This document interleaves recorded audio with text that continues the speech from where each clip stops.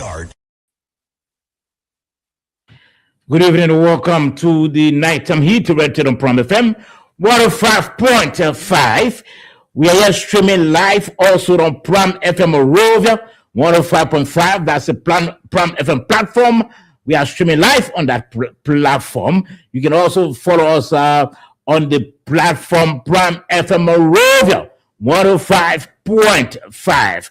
We are also streaming live on our own platform that is the Nighttime Heat platform, our YouTube and our Facebook platform. Just tap Nighttime Heat, and of course, go to enjoy the show and love the show as well. But besides, we want you to share the show, share the live video, so that your friends, your relatives, your loved ones, your partners can also follow what's happening tonight on the program. You know, last night, David Benedictus Erasmus Namwitawe was in the driver's seat, but I'm here tonight. And of course, we're going to have a very splendid Nighttime Heat program. Let me just have quick what is coming up tonight. First, we're going to have an interview with the Assistant Finance Minister, Henry Yankwa. You know, recently, the President, His Excellency Joseph Yuma Boakai, held a cabinet meeting.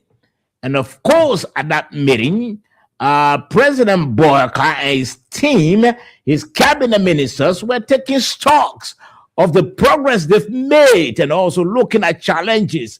And so the Ministry of Finance was there. And of course, a presentation about the AARD was done. And so the man responsible, I'm sure for that area, is on the program tonight to tell us more about the AARD progress. He's Assistant Minister Henry Yankwa. We'll hold an interview with him, after which I'm sure for 40 minutes, after which we'll do our own analysis of some of the issues that are trending, issues of, there's this whole, observation that there's mole or spar amongst the handlers of the president. Because, things happen at the mansion. The president is about to conduct a reshuffle. In no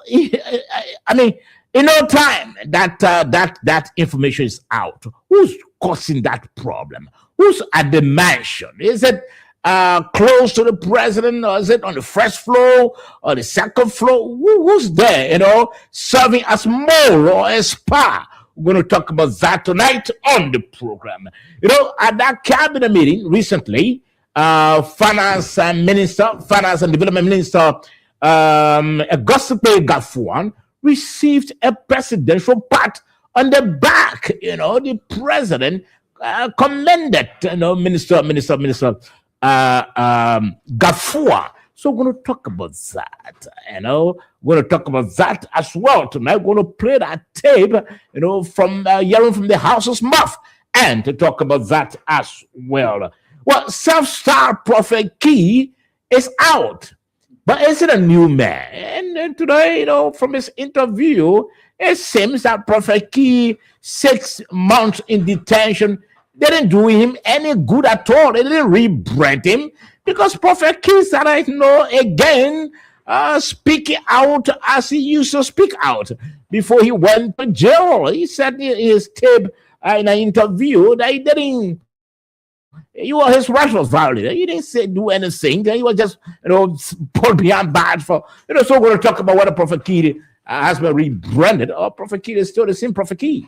I was just sharing with somebody today. I said, well, you're not going to, see any new things, a new attitude or conduct, in Prophet Key. Prophet Key is just the same man. And just what I said, proud to his release, Prophet Key, showed himself today, So we're going to talk about that tonight on the program. At long last, the port bill, that decentralization bill. I can remember the head of the RA, in fact, at one point, spoke against the passage of the bill or the signing of the bill. But finally, at long last, it has been signed. We're going to talk about that as well tonight after the interview with our guests on the program. Let me welcome David Benedictus Rasmus Nangwe Tawa. David, welcome to the program. Thank you, Sabbath. Thank you, Sabbath, and good evening to everyone, our listeners and our viewers, wherever you are. It's always a pleasure to be here on the nighttime heat. Let me also extend my greetings to our fellow panelists, George, Edwin, Moses, Sandy, wherever they are, Desmond William, wherever they are. I hope that they are with us in spirit. So thank you, Saba, for welcoming. And I'd like to say hi to AB, who is taking care of the technical aspect of this show. Thank you, Taba. Thank you. And let me welcome our guests on the line, Assistant Minister Henry, Assistant Finance Minister Henry Yankwa. Mr. Minister, welcome to the program. Thank you, Saba. Trying to get my camera set. Yeah. Okay. I'm sure you've done that already. Your camera is set now. Yeah, we'll be talking. I don't know why it's not coming. Okay, get 1 minute. Okay, so you're listening to the Nighttime Heat. Kindly make sure to share the show, share the live video, so that your friends, your relatives, your loved ones, your partners can also follow the show. We are here tonight. We are streaming live on our Facebook and our YouTube channel. Our Facebook and YouTube channel, we are streaming live. We are also streaming live on our on Prime FM, Monrovia 105.5. That's the Prime FM platform. We are streaming live also on the platform. And now, therefore, while we are awaiting the setting of the camera of our guests, what's trending on your mind? Well, and one of the things that that is trending on my mind is the issue of Prophet Key, the turnout of a lot of Liberians, but it's part of our discussion. So let me leave it alone. But what I can talk about is that look, I've noticed that criminals have infiltrated or have intruded the Monrovia City police. The Monrovia City police, because what I continue to see in the streets is not professional at all on the part of Monrovia City police officers. I mean, grabbing people's things and carrying them and don't give account of them at the end of the day. And, I wasn't the same today on Carey Street. They just came, a man selling bags. The bags were hanging on the wall of a store. And they just came because when the bags are hanging on the wall of a store, the person who has the store doesn't have problem with the bags. The person selling the bags hanging them on the wall of the store. Mm-hmm. And the bags hanging in the store, I don't think they obstructed the movement of people, the smooth movement of people or even vehicles. So I was wondering, why did the city police officers, why did they have to take the bags, clear all the men bags and took them without even giving without even saying, look, if you have to come for your bags and so place, but they just put it on a pickup and they just drove off with them. And I think that is wrong. And then all of them hearing that the police city corporation, the city corporation, the Monrovia City Corporation is asking people selling in the streets and on sidewalks to relocate and to leave those areas they're selling because they are obstructing the movement of people and vehicles. Okay, now we agree that's it makes a lot of sense that there should be a free flow of vehicles, there should be a free movement of people on the sidewalks and other places. Mm-hmm. But what's the alternative? If you're asking people to leave Macklin Street, if you're asking people to stop selling on Carey Street or stop selling on Broad Street, provide an alternative. Don't sell here, but sell there. that would be understandable. But if you just removing them, people who depend on on the businesses to make to survive and take care of their family, send their children to school, if you are relocating, if you asking them to stop selling in those areas or in those streets, where do you expect them to sell? Provide an alternative. Now that's the problem that I have with the entire Oregon City Corporation system they're running with here. All right, David, thank you. Thank you. I think your concern is genuine. Yes, you want to remove the people from the streets. It's good to find an alternative for them. Sometimes the way they see the police move in as if people fight.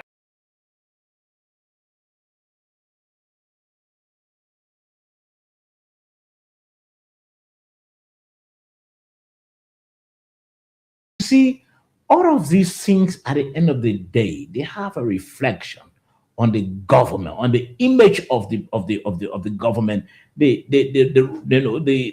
image of the president as well. Because people say, well, what kind of government did we elect? How is but just the action, the poor performance of a city police, has the consequences on the government. At the end of the day, sometimes people are so angry with the government and they reflect that in votes in the nearby in time to come. So we're hoping that yes, your concern is genuine, but we still await the minister as soon as he's ready. As soon as he's ready, or we can start with him. You are ready now? Let me try to leave and come back, or just do it like this. Sure. Just go off and come back on. But my concern, Dave, has to do with, like I said, we'll talk about the self-styled prophet keys release. But today I followed the visit of the president at the Ministry of Information. And Dave, I followed from the onset, from the beginning to the end of, yes, it may not be the full end, but I followed the president's visit, when he went to tour the newly renovated facilities of the ministry. And Dave, let me be frank, I'm not a politician, so I don't want to say, putting politics aside, but because I'm not a politician, but what I saw from the video, I think those at the ministry, they've done excellently well. And Dave, it's good to be, it's good to be truthful. It's good to put the truth where it is, where it belongs. It's not, basically trying to paint, a handsome picture of, but that's the reality. They've done well. With what I saw, the pictorial, the video that I saw, because they tore the president from the ground floor up tour, including the offices of the key ministers. I was impressed. And I said, yes, this is what should happen when people with vision head institutions.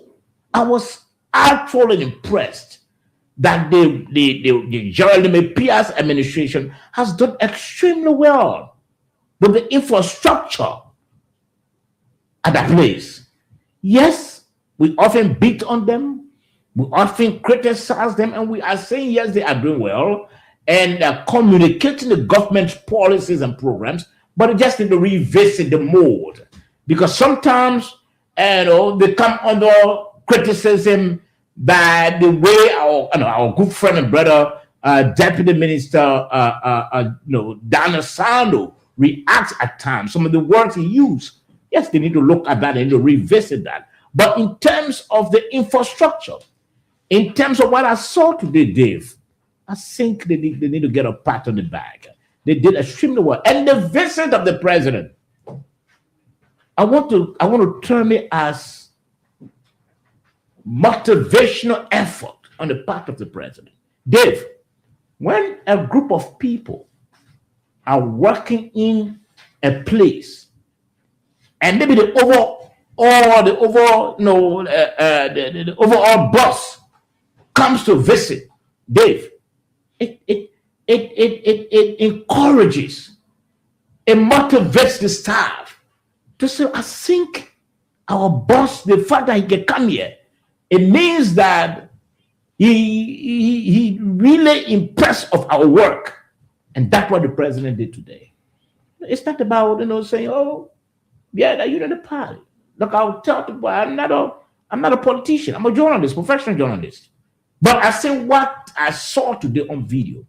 The Jeremy Pia and his team are doing extremely well with the infrastructure. Yes, of course, and I hope that the president doesn't want to stop with the Ministry of Information, and that should toward other ministries and agencies of the government to see how the atmosphere, the working atmosphere, what are the working atmospheres in those ministries and agencies that are all comforting, and look, it's not what you said at all.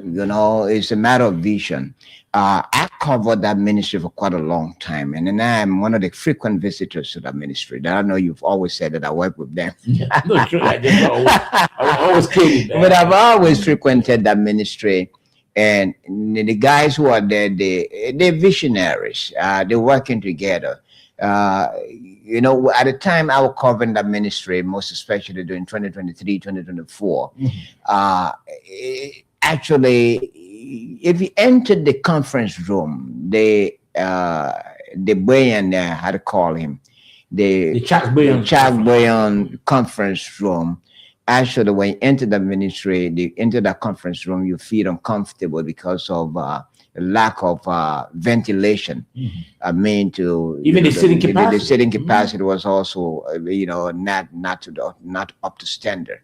And in fact, the entire ministry was just up and down. In fact, the last floor, some part of the last floor, almost like a dump site, where people go and sneak in and urinate or do a lot of things there. But if you enter the ministry now, and as you step in, you step inside, you start feeling the air from the from there. So you're quite correct. The president's visit there,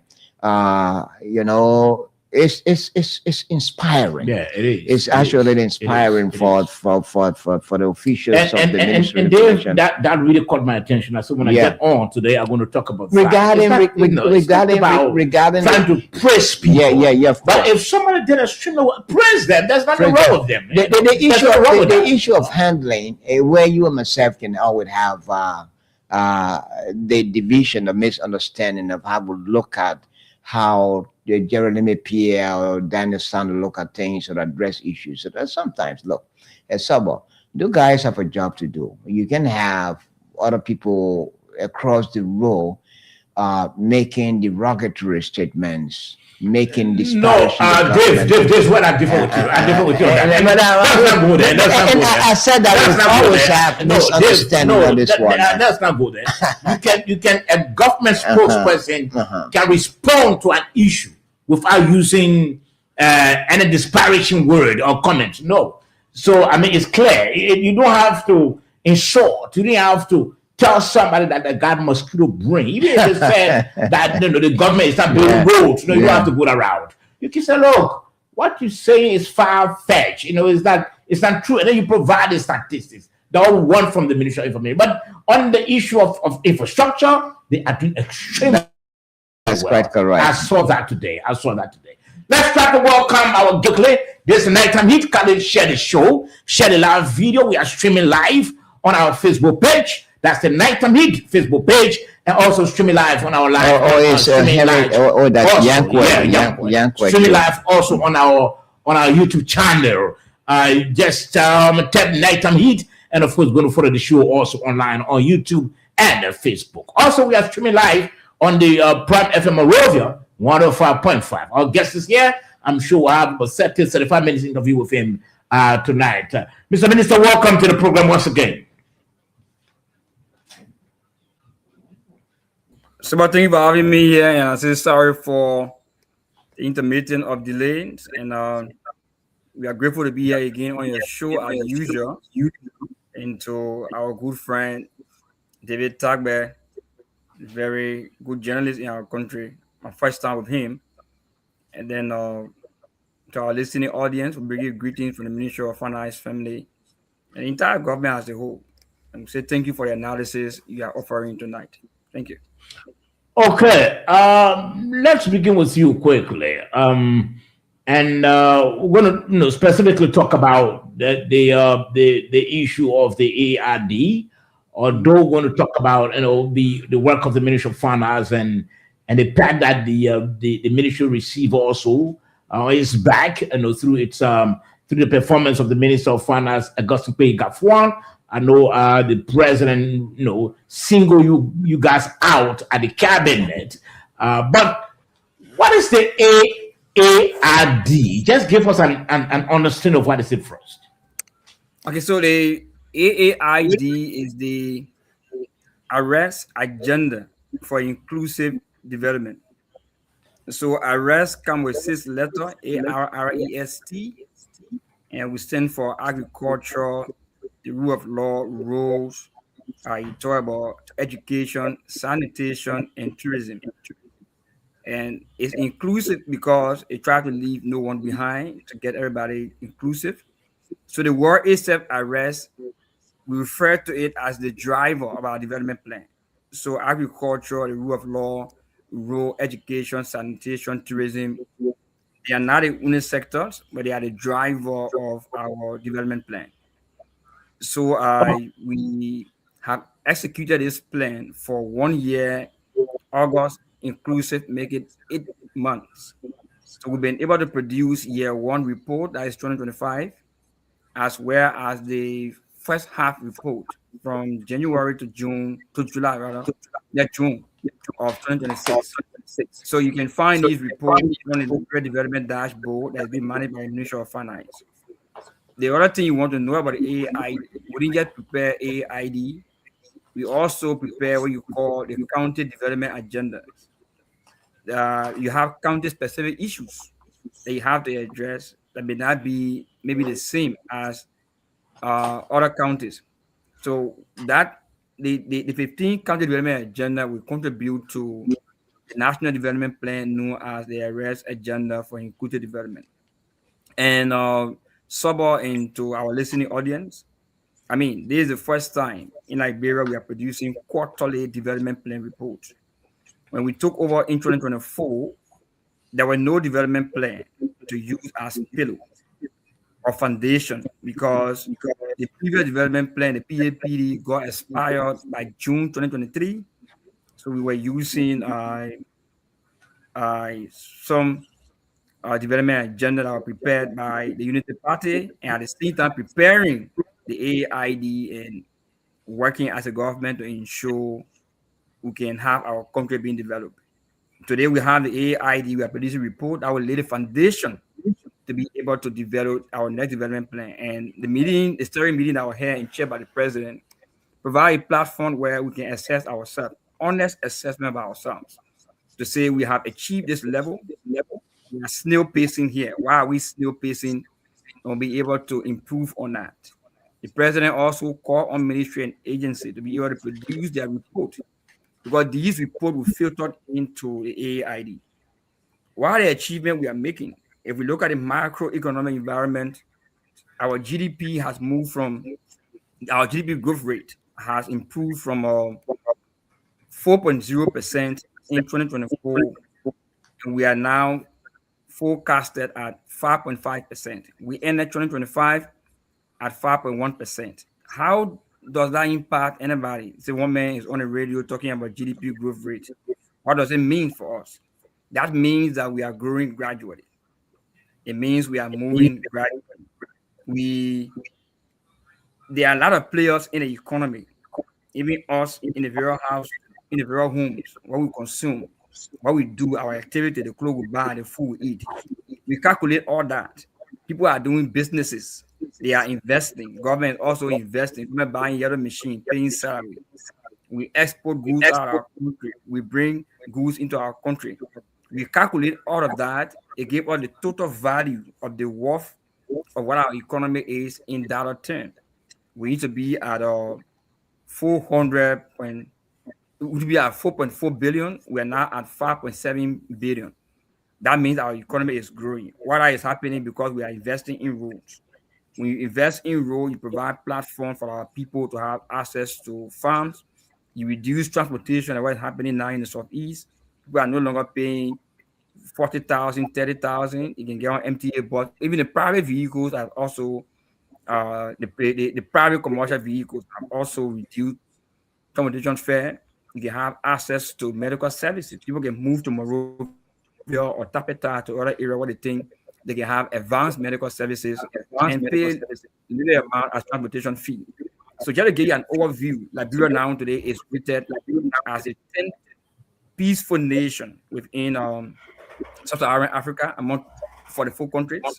We are improving on our roads development. We forecasted 400 plus kilometer of roads. What we see now, we are very hopeful, as reported by the Honorable Minister of Public Works, that we will be surpassing even 600 kilometer of roads. We are employing more volunteer teachers that were to be on payroll year past, and we are paying more debt now than we would do. Our debt to GDP ratio has declined from 5.6 from is now at 49.6%. But initially, when we took over, we had 6% of our debt to GDP ratio. So what that tells us, it means Liberia has reduced the debt stress on us now.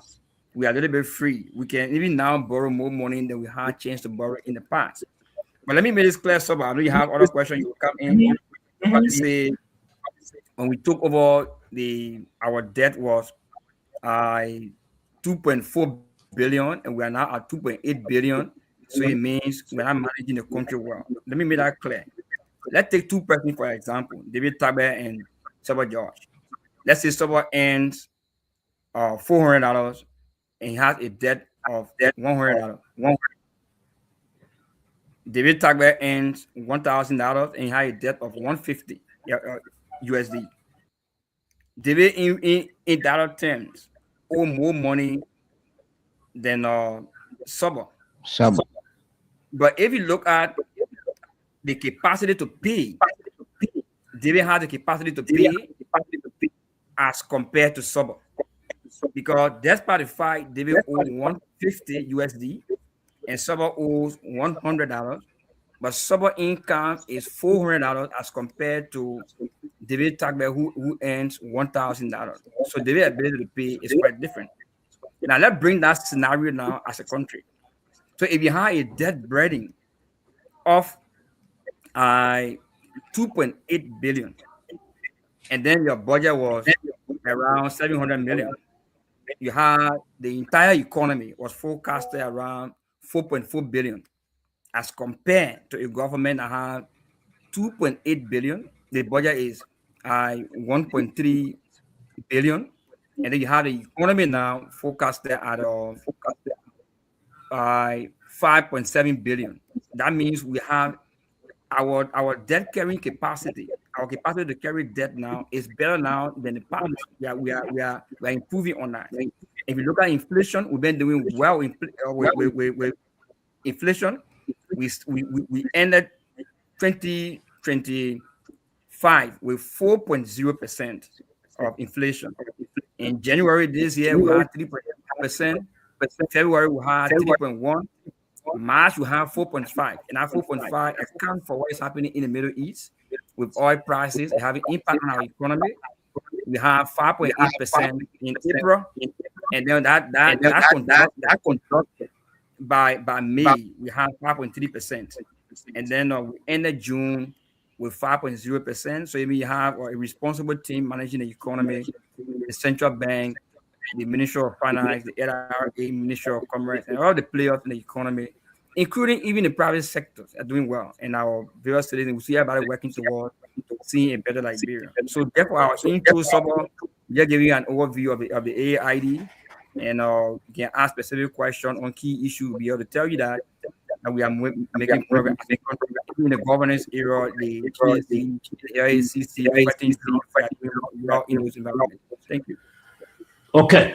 All right. Thank you for your introductory comment. I know David will come in, but let me ask this question. Often we hear about GDP growth rate. The economists, every time they speak, they say, well, our GDP has now improved. Well, it is not at where it was.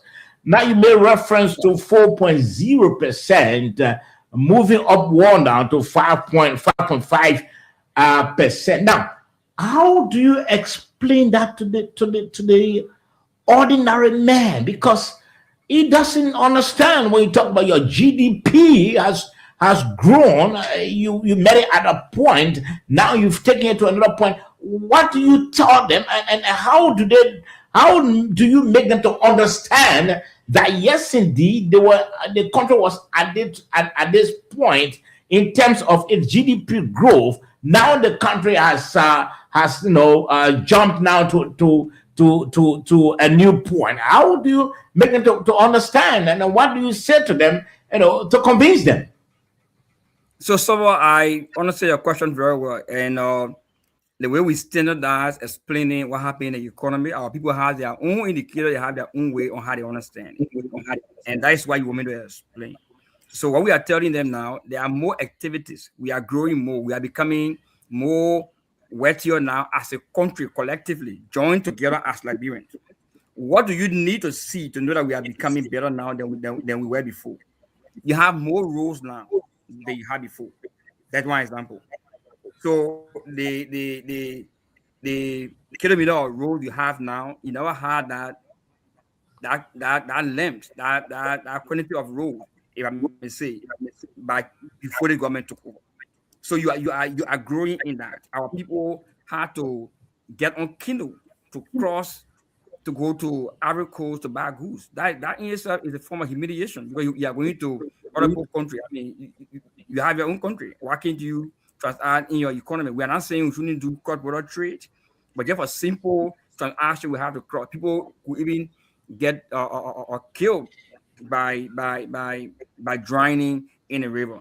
Now, people could not answer their family on this side. Goods were not moving. If you see Clara Town, you're having, if I should borrow from my Cody Donzo, there are so many trucks in Clara Town. People are loading goods from here to the rural area. You find things like moving. The economy is growing. More teachers are getting on payroll. That if you are putting more teachers on payroll, it means government is spending more now in the economy. More people are able to do businesses. If we even try to count the number of Liberians who go to China or other areas to buy goods, these are things you will see. Price have become stable. Even the exchange rate have been stable. I know the monitor are telling me for 8 months the exchange rate is just to a place. So these are all the things you see. Okay, the economy is growing. The government is doing well. We are improving our health system.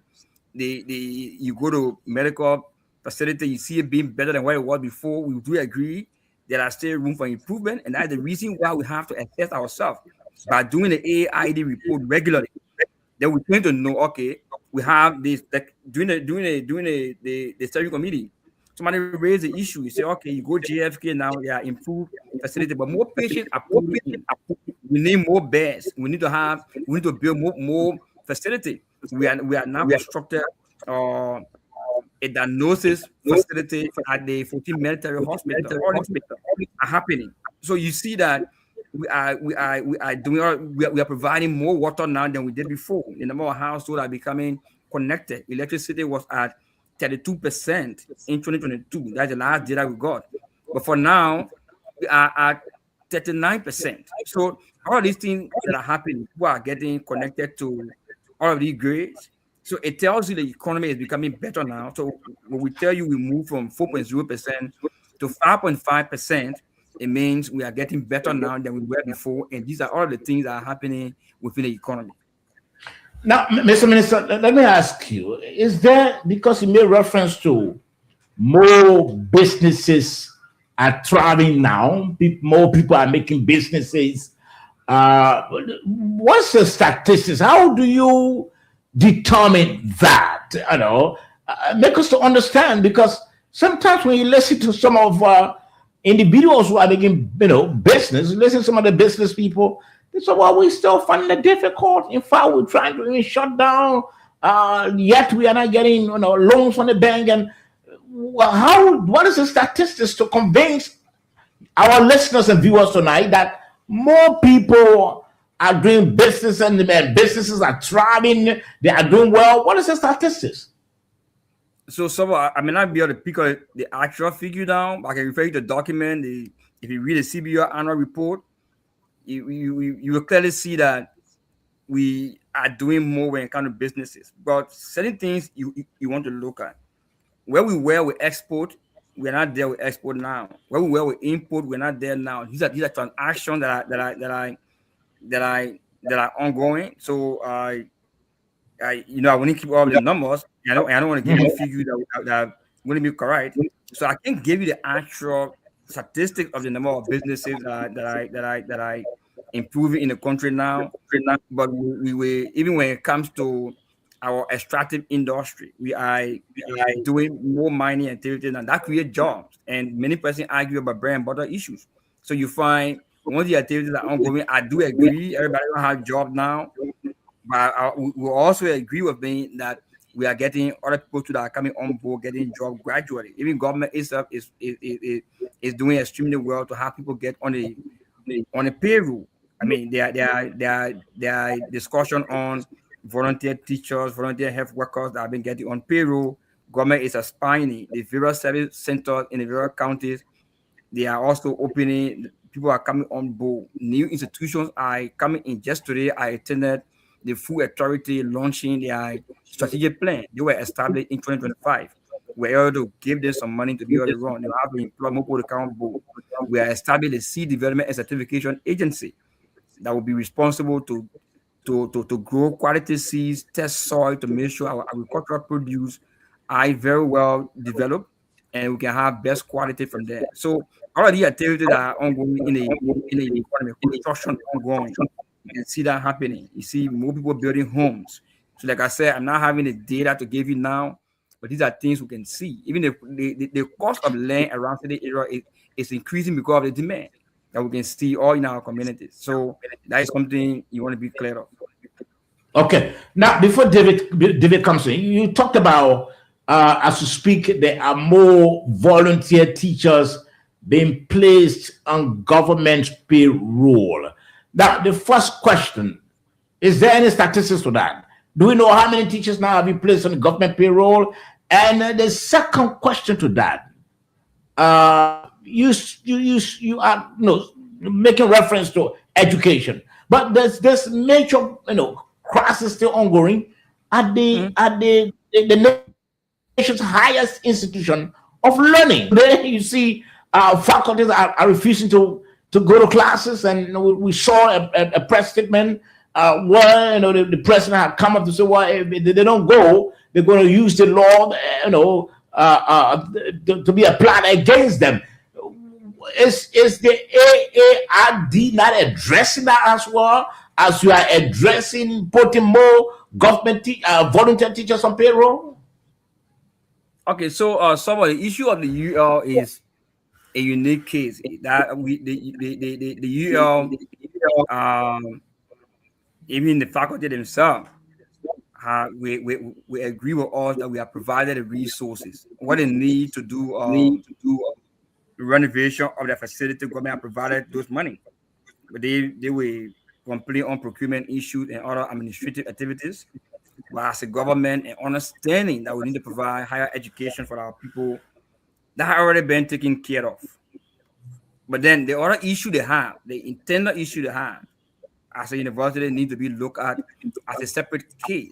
So you wouldn't want to use that to spill it over to the entire performance of the AID. You wouldn't want to do that. So that is just, a particular case you are looking at. We know it's very important. The UL is cardinal to our country, and it's something we want to look at. The other question you asked on the issue of the volunteer teacher, as of June, you have been able to recruit and to deploy 2,000 193 volunteer teachers have been employed from 2024 up to June 2026, and this is ongoing. After June, there are also been activities ongoing. Now school is closed and schools are getting ready for reopening. So there are a lot of issues. We're also having that having workshop for teachers, trying to find means to hire new teachers to have them on the payroll. That is also ongoing. There will be issues with some of the institutions that what you may measure of the University of Liberia, but we can address those issues and try to look at them. So you also want to look at issue of uh, scholarship being provided to teachers. We have some teachers who just returned from the MCSS who went to school in India. So these are all activities that are ongoing. Schools, you listen to the Minister of Education talking about school having permits. We're trying to upgrade our school because to issue a permit, you have to be evaluated, you have to check your facility, you have to see whether you have the environment you are running at a school, what you call a school. You want to assess whether you have the qualified teacher to be able to run a school, because every Liberian child matters in this case, because if we give the wrong education, it will impact us tomorrow. So these are all the issues that are happening within the area of education, health. You have these things ongoing. Okay, Dave. Yeah. So Minister Yankwe, you said a lot of things that almost like, and I believe that a lot of people listening to you may be questioning the reality of what you say. That Liberia is getting wealthy. I mean, the GDP is growing. I mean, economically, Liberia is moving forward. And, if you listen to Liberians on the radio stations and other, intellectual centers, they say things are getting bad. I mean, life is difficult. Yet instead, an assistant minister of finance is saying that, look, Liberia is getting wealthy. That is to suggest that is not being reflected in the lives of the people. And so, what are the indicators that Liberia is getting wealthy, the GDP is growing, the economy is improving? And so, what are the indicators? People are still talking about unemployment. People are still talking about difficult times in survival. And that's my first question. My other question is that the legislature or legislators have always come under criticism about it, taking all the money when the budget comes up. They increase their budget. I mean, they take a very large portion of the budget. And I mean, they're always increasing their budget. The question I'd like to ask that even ordinary Liberians are asking is that how do you make decisions as to how much goes to the legislature, how much goes to the executive? Because it is very rare for people to criticize the executive for this budget, but people are always accusing the legislators or the legislature of taking the half of the budget. How do you determine in apportioning?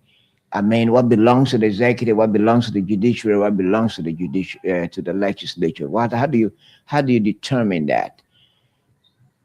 So let me start with the last issue you raised about the legislature having huge portion of the budget.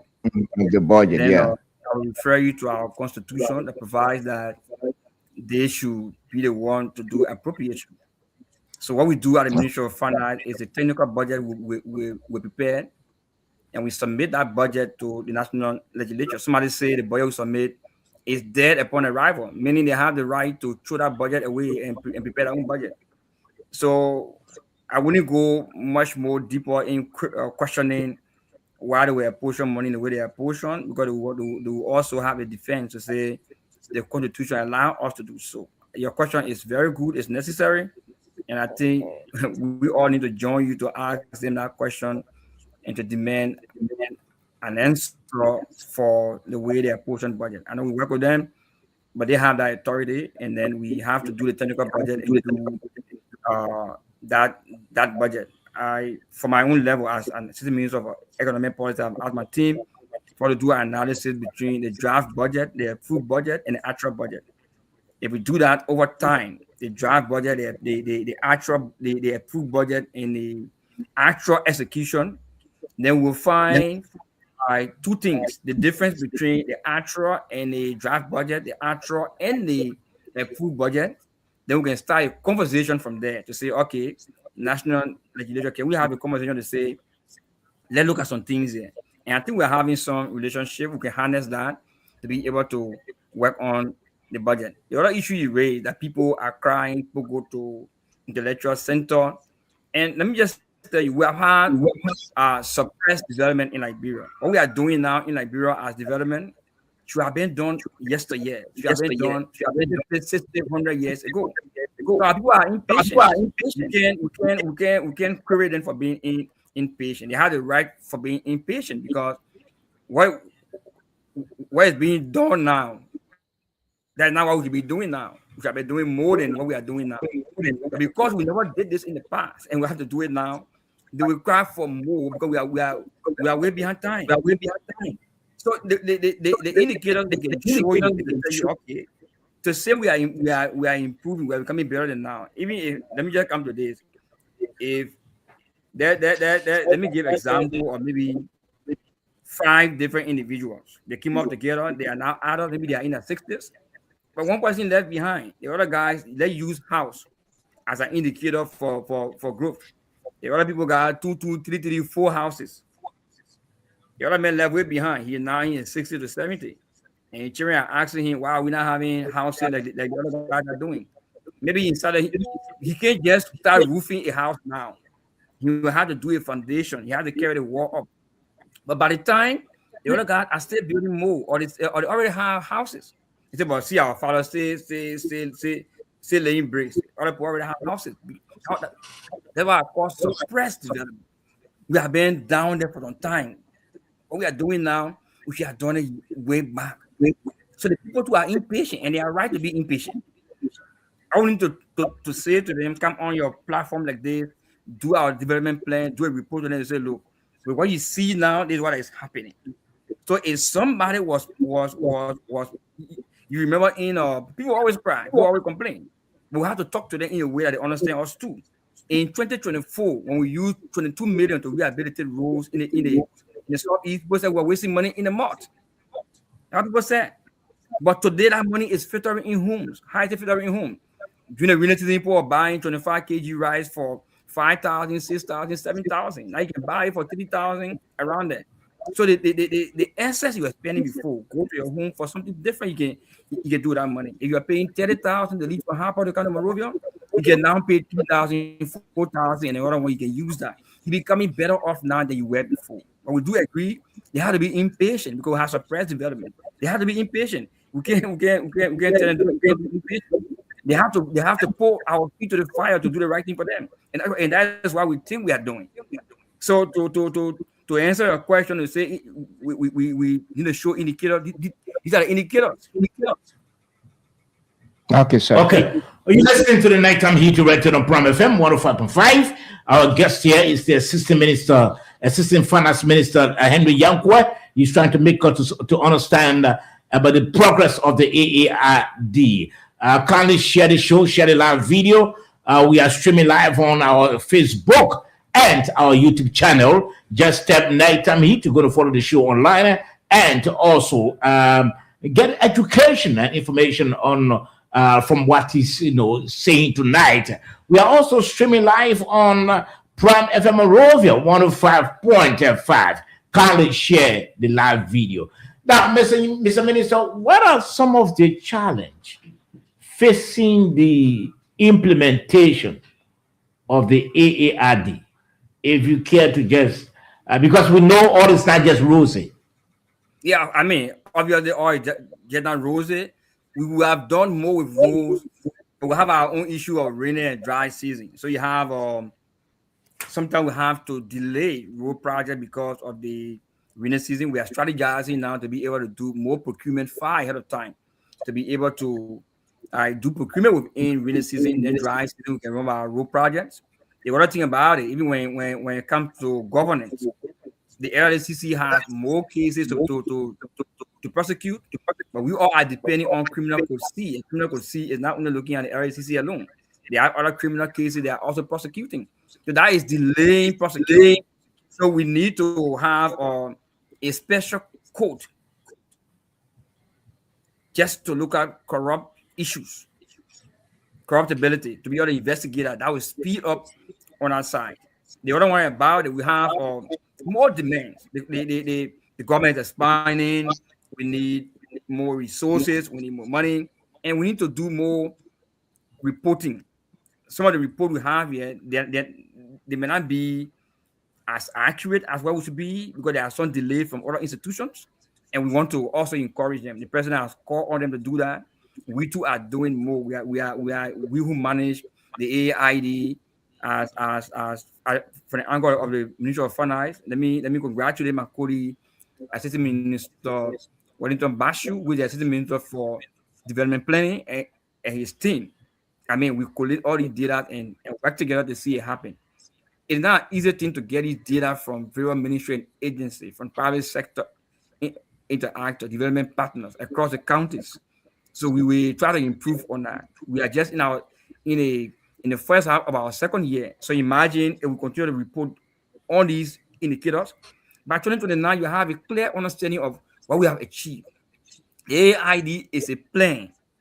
We need to continue to assess ourselves. It's a plan. We can achieve and surpass it. We may not be able to meet our target, but we will know exactly where we stop and how we can move on as a people. So these are some of the challenges you find.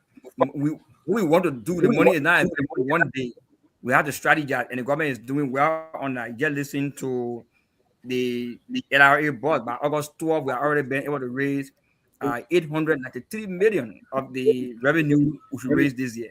So that tells us we are moving towards a place where we may even surpass the 1.3 billion. If we continue on our track, we took over when we had a little over 700 million budget. We have like double that. So the government is doing more to find more resources, invest in more development projects, improve our health sector, improve our energy program, issue of education. I mean, just the various sectors, governance issues we need to work on. The environment we need to work on. So these are all the activities we'll be working on. Then there are also challenges that we need to identify, and that fair assessment. And like the Mr. Tagbet said, we also need to listen to our people. We are not the only people who understand the country. When they are complaining, we listen to them. Objectively, we listen to them and try to see how we can intervene in those areas. We do agree some may be political. If you are doing well, they may say, okay, you're not doing anything. But of course, we still need to give them listening. Yes, that's the reason why we are the manager of the state, to be able to pick out what we think we can work on to improve the environment for every one of us. Okay, so we initially said that we'll have here for 30 minutes, but we'll go a little over 30 minutes. Now, in trying to actualize that AARD, Mr. Minister, yes, you spoke about the issue of timely reporting, but are you people also considering the issue of accountability and transparency in trying to deliver on your promise? Yeah, so I just made mention of cases from the GAC, CC, and I mean, the last time I said I want program where I was serving on a panelist, and in our simple Liberian English. In the past, when you are in government, you see money. In our own Liberian English, let me take it. Right now, when you see money, you're judging yourself. I'm gonna take it. I'm not take it. Should I take it or not? Where we want to be when you see government resources, you say, I will not take it. The fight you see ongoing, people going to court, even past government or future going to court. It's a checkpoint for us too that are in government, because we know if we don't govern ourselves well, we become possible candidates for court investigations. So we are fighting against corruption. Even the drug fight is part of the fight against corruption. Once Certain people feel they can bring harmful substance in our country, get it rich themselves to destroy our population. These are all fight against corruption, and people are being fired for getting involved with activities they should not be in that will harm the state. So the fight against corruption is ongoing. The president has said over and over again, we need to improve on that. We need to ensure that we manage state resources to benefit our country. That's the only way we can find our way out. You live in your means. You can be getting very rich at the expense of the state. You can't allow that to happen. Mr. President, Okay. always advised us- Dave, let's play this tape quickly. Kindly bring this tape on. Let's play this tape quickly to hear from the president as to what he said concerning the Ministry of Finance. I listen to the radio station now. They talk about some of the achievements in the medical area and making sure that people get their salaries on time. This is all what we've been praying for and working for, and that's what it means to have a team for. And then one thing, Mr. Finance and his team for his general committee meeting, we had a report. At least people can hear some of the things that are happening. And sometimes people just see things happening, some of them don't really care. No matter that's the job we have to do. You don't have to make everybody understand, but what you do, we don't want to slack in what we're doing. I think we should continue and knowing very well that nobody can do it alone. And teamwork is very important. You listen to the president. I think that was a commendation for the ministry. He spoke about the issue of timely payment of salaries. Now, what are some of the efforts that you are putting in to give you that sort of result? Let's hear from you. Yeah, so the current finance minister is a double finance minister. So you understand these things. If you check the budget when you were finance minister before, the way you made the budget to grow, you still have those expertise. And not just that, the entire senior management team, the staff at the Ministry of Finance, we are committed to ensuring play our part. As we are speaking, people are still at the Ministry of Finance, we remain office. Sometimes we sleep there. I mean, doing what we can. And we have to be responsible enough in managing the resources of our state. When people work, they will have to be paid on time. Timely payment, I mean, that shouldn't be a news. It shouldn't be anything strange. But like I said before, because we have suppressed development, people are not paying people in the past. So paying people now have become something strange. People are not going to work on time. Going to work on time becomes something strange. So that is something we need to do. The next thing about it is your ability to even work with the other institution, LRA and other revenue generating institutions is also something you have to know how to manage well. How you interact with development partners, that confidence you build. If we're not doing these things, we're not build role. Nobody will trust you to bring that money. The last time the Kuwaiti, the entire Arab group, they were here.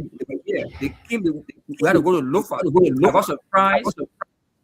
One of the development partner was leaving that very day. He had to leave from Beanstown in Lofa to drive to come to Rawalpindi to leave. But yet and still, he went there for that groundbreaking ceremony.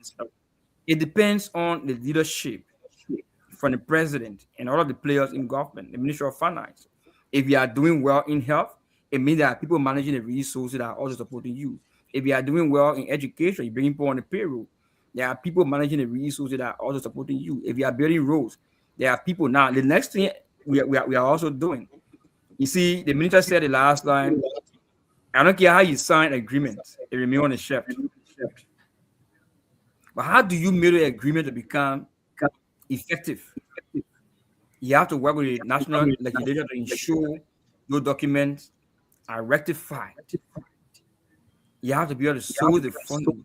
Now, the strategy we are even bringing in now, in working along with other institutions, we want to have more intervention on a road corridor. Take, for example, Lofa. You will have people building road from Maninkoma coming towards Vojama, even trying to have another company in between there. You have another intervention from Sarai going to Konya. You have intervention from Konya going to Vojama. We just brought in another one that was never part of the initial agreement to be able to do our road, 6 kilometers of road from Zozo to Yela. Why are we adding Zozo to Yela? To improve trade. That in itself will improve our poor life because you're having a border with Guinea. Right across Yela in Guinea at a very big town called Koyama. Koyama is very big. Around Koyama, you have other bigger towns, Wodizisi, and you may not know the town name. I would know the environment because I lived there before as a refugee boy. I mean, even going towards the Guinea better side, they will trade with Liberia more because we have road on our side. See how Ganta border has become very relevant because we paved the road from Ganta there to the border. So you have more interaction, more business, more trade ongoing there. Similar idea. Instead of you doing the road from Salayi to Konya, 50 kilometers, we added another 6 kilometers from Zozo to Yela. That little stretch it will bring more transactions with our that in itself create jobs. That in itself expand the economy because people doing business in Zozo, they can improve all that. People have guest houses, hotels will be. I mean, you're trying to do all you can to improve the economy. So the Ministry of Finance is working in that manner. Currently, we are even having what we call deep dive engagement. We are calling various institutions. What are the issues you are going through? How can we support you? I mean, how for money at the Ministry of Finance? We constantly challenge. We try to discuss, and the Minister is playing that role. He and the Minister of Health, they have to go to the new to walk around to see. So we had a deep dive engagement with the Ministry of Health on yesterday. So by that, you will understand the issues that are happening in every sector. Because you are interacting with a sector, you're not behind your text. You gotta move to that. We are going to last year we have with development partners where Zero Line Mission Agency came and made presentation. We discussed the issue with them. We are also planning similar meeting before the year ends. So we have interaction with our development partners, Line Ministry and Agency. We discuss the issue. We arrive at a place where we can be able to discuss our activities. How can we support you? How do we work together to have it happening? That's what's happening. What's happening here is leadership. Just leadership.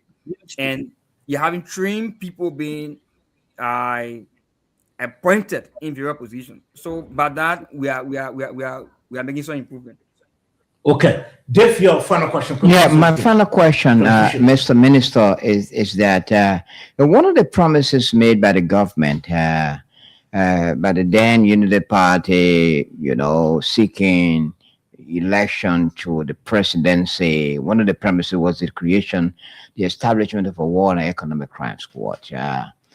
And that the government would have done everything possible to ensure that those two cores, come into existence. And just quite recently, I was part of a 2-day workshop where there are questions about government preparedness in making available the funds required. I understand that 500 million is needed to facilitate the function of the court, and that international partners are saying that, look, Liberia should take the lead. If they had to scratch your back, start scratching your own stomach, and that the War Crime Squad needs, the War Crime Court Office needs 500 million to set to do the groundwork for the establishment of the court. Yeah.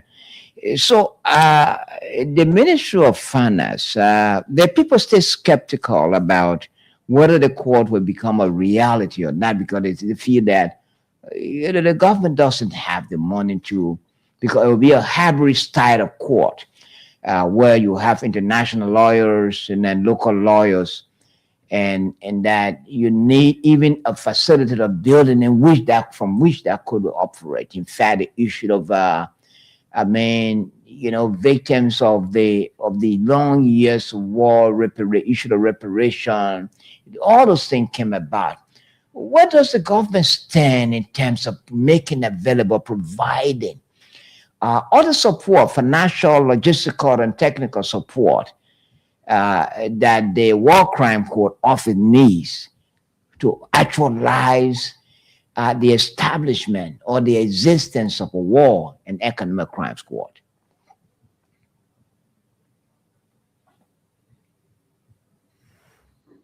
Okay, Tyrell, thank you.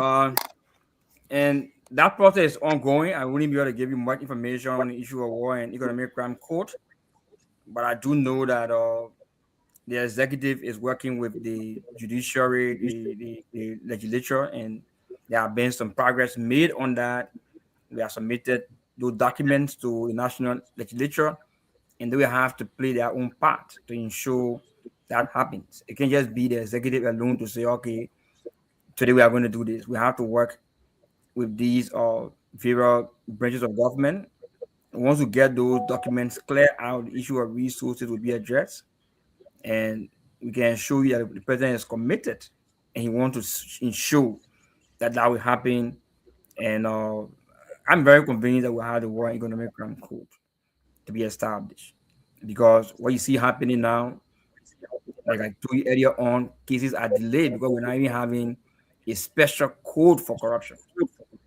But we are still prosecuting cases. People are fighting drugs. We need special codes to be able to address the issues. So from the angle of the executive, that we have an office already established. You would do that from the executive by not accusing the legislature to say that they are delaying here, but we have to work along with them to ensure it happens. And I appreciate your concern. We are also concerned about this, and you can rest assured. So, Mr. Minister, Mr. Minister, so you show that the government has the capacity to fund the War Crime Court. You mean to provide funding? Funding for the War Crime Court, and not depending on external assistance. Does this government have the capacity to fund the War Economic Crimes Court? So capacity. In terms of funding, let me be specific. In terms of funding, in terms of funding, it could be looked at in several directions. Your ability to even convince people to give you money is part of the capacity to fund the project, to fund it. I mean, there are other partners that are also interested in having a code being established. So, and we too not just fold our hands. Right now, the office that is being established is being sponsored by the government. And if we get to that point, when the necessary documents are available, I mean, your capacity is not just that you have the money, but even be able to convince people. Your international relationship, I mean, how you work with development partners also form part of the capacity to be able to address issues. Okay. So, Mr. Minister, thank you very much for taking time of your busy schedule to come on to educate us and inform us about the progress and challenges being made in trying to actualize the AARD. We really appreciate your time this evening on the program. Thank you very much.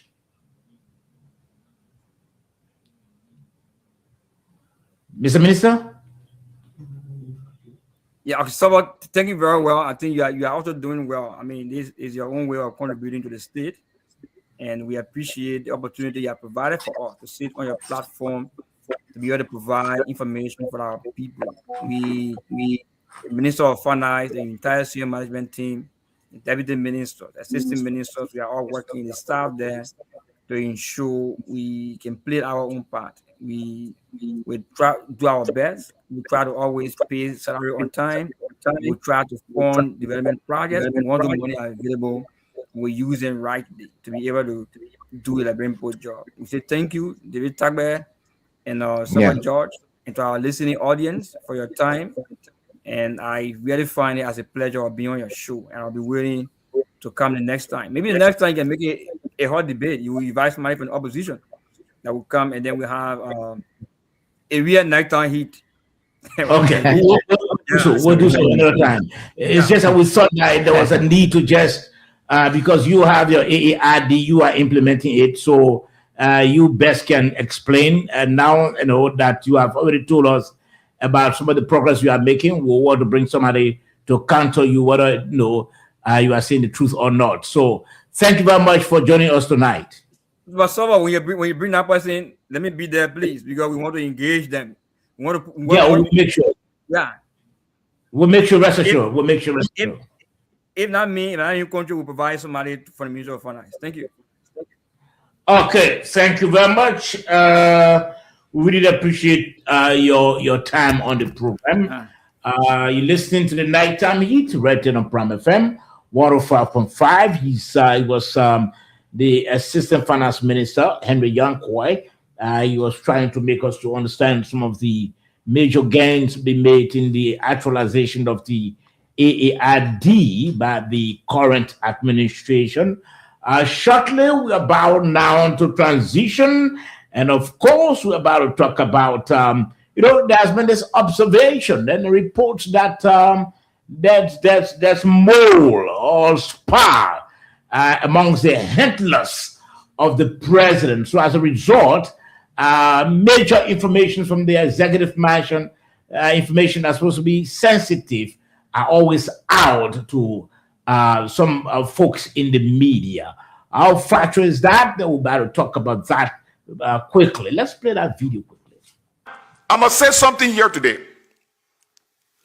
You know, there is something I observe within the executive, particularly the Ministry of State. Okay? There's a more, I want to believe, there's a more in the Ministry of State, in the President's office. These are the enablers of Stanton Weatherspoon, giving him the edge to even critique decisions coming from the presidency. I want to believe there are people in the president's office that is betraying the trust of their office. Because for every time the president is to make a decision, before the executive mansion press even come out with that statement or that release, Stanton Weatherspoon already has it. So what is happening? Somebody in the president's office is leaking information to critical media against this government. And I hope the president is seeing it. Those around the president, those who are close to the president, I don't want to call one or two names, they are not high profile people, but they are close to the president. I'll call them. Okay? There are people, one or two persons, who work within the Ministry of State that are leaking information to critical media, that are leaking information to people like Eric Snow, that are leaking information to people like Amara Coney, that are leaking information to even my brother Martin Colley. These people are not being sincere to the president. They are risking the office of the president. They are bringing the president's office. Now, Dave, he's a podcaster, Albert, and from his podcast, you know exactly that he supports the current administration, and he's troubled that there are, spies, or there are moles, amongst the handlers of the president who send out, sensitive information to critical, quote unquote, journalists. Sometimes you hear that the president wants to take a decision or wants to, take an action, and before you get to know, the information is out. Is this troubling, Dave? Well, first of all, look, it would have been easier to provide an analysis on this had he cited one or two examples of the kind of information he's talking about. Yes, of course, it's possible that the insiders who are fond of leaking out information to outsiders. It is possible. The fact that, look, when people are working, and we've heard that so many times that people sneak out documents and give them to journalists, even journalists who are capable of paying for the documents, they do so. If possible, Stanton Witherspoon is, when it comes to money, he has some cash. You remember he bought almost all the radio stations in this country. He has some cash that he throws around. There's a possibility that he has people on his how to call it, on his payroll, people that he's paying to get information because he wants to lead the media landscape. He wants for people to understand that he's on top of things even more than us journalists who are in the country. So if someone who has such an ambition, somebody who has such the mindset of wanting to be on top of the dominant entire Liberian media in terms of getting information on time or sensitive information from our ministries and agencies of government, and that means that he paying some money to individuals. I'm not going to dismiss what this guy is saying. There's a possibility that there are insiders, there are people insiders in the president's office, any other ministries and agencies who are being paid by outsiders to leak out information. And so I'm not going to doubt it, but it would have been much better had the guy who just spoke, had he cited one or two examples of the kind of information that were leaked out to the public before even the executive man should come with them. But he's quite correct. It's a good observation, but it has to be accompanied by some little example, 2 or 3 examples, to determine whether what he's talking is true. But it's a possibility that he's just insinuating or guessing that people that are in his ministries or agencies of government or in the president's office are leaking out. Well, there's a possibility that people, insiders, are capable of giving information. And we've heard that so many times, not during this regime alone. We heard that during the regime of President Salif. We heard that during the regime of President George. We had that information that were not even mature to have let out to the public. They came out in the public. So who are doing that? That is people who are close to, the administration, or people who are close to senior persons in the government system. And there are people who are good at listening or eavesdropping people's conversation. They can also leak out information. Sometimes they are having some conversation in the president's office. There are people there who are considered ordinary people, who don't have any, impact in terms of decision making.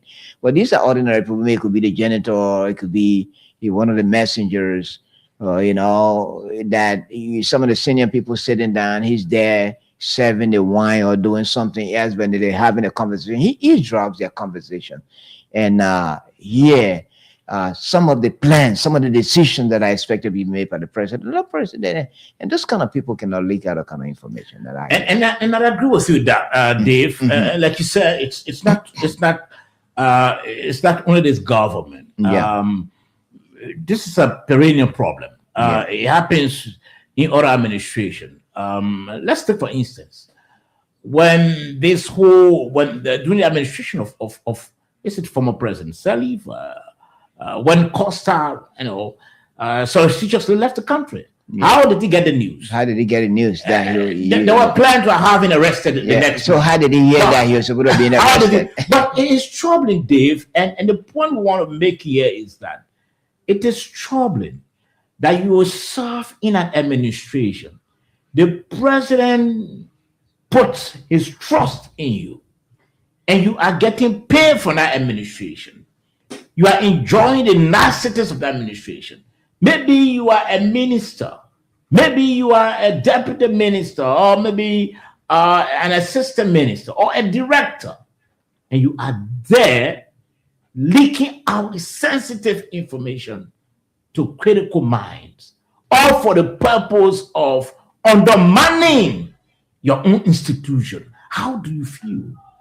It's like you are in a home tower, and you are in a home, and maybe you getting the benefit from I know the head of the home, but you are out there when the father and the mother maybe got some clash, and you go out there and run with it and tell people, oh, yesterday this happened or tomorrow this episode will be. How do you feel?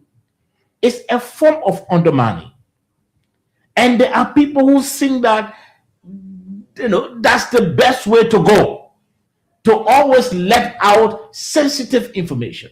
And like this guy said, Albert, the man said, he said, I'm sure it's some put off administration. I always follow Albert. I follow Albert on social media. possible. But some of the things. I come in. It's possible that there could be individuals, insiders. Some may not be insiders. Maybe they may be part of the. They may have come to government as a result of the political arrangement, the coalition or whatever they set up. Maybe that person could be out from the unit. I mean, the Liberty Party, or they could be from other parties.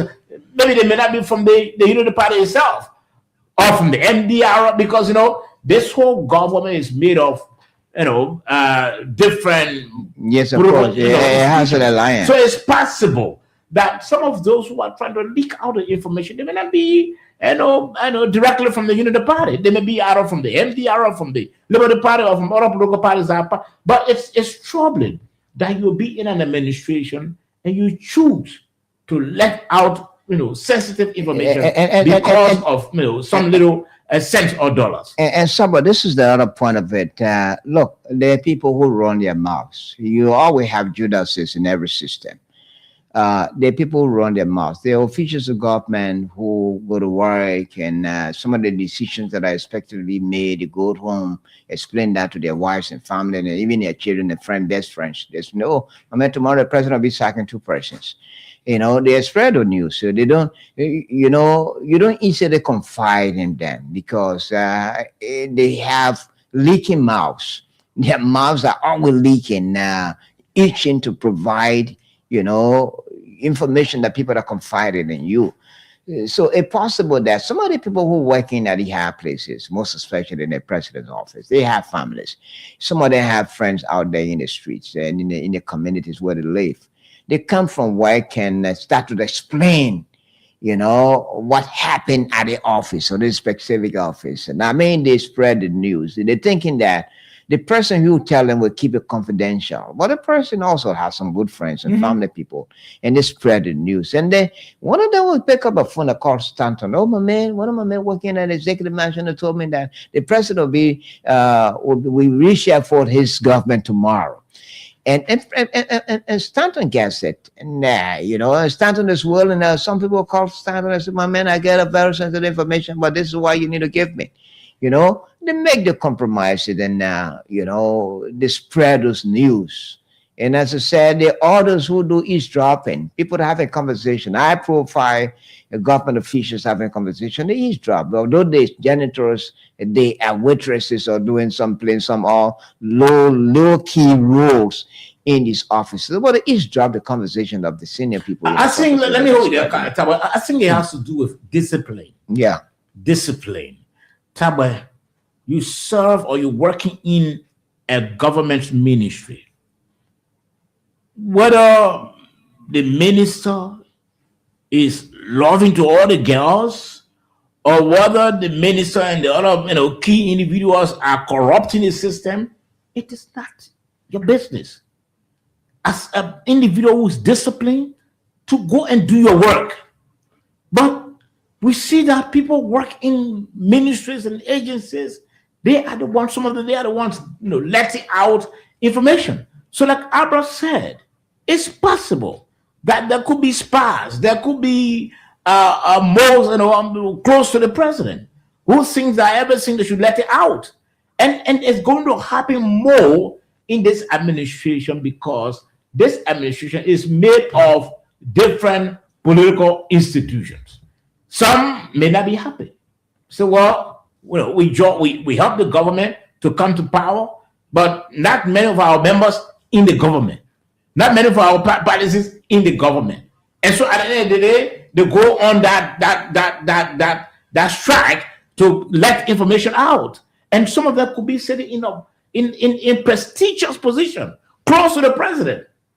You get what I'm saying, Dr. Yeah. Some may be the Unity Party, individuals, Unity Party folks who may not be happy the way things are running in the government.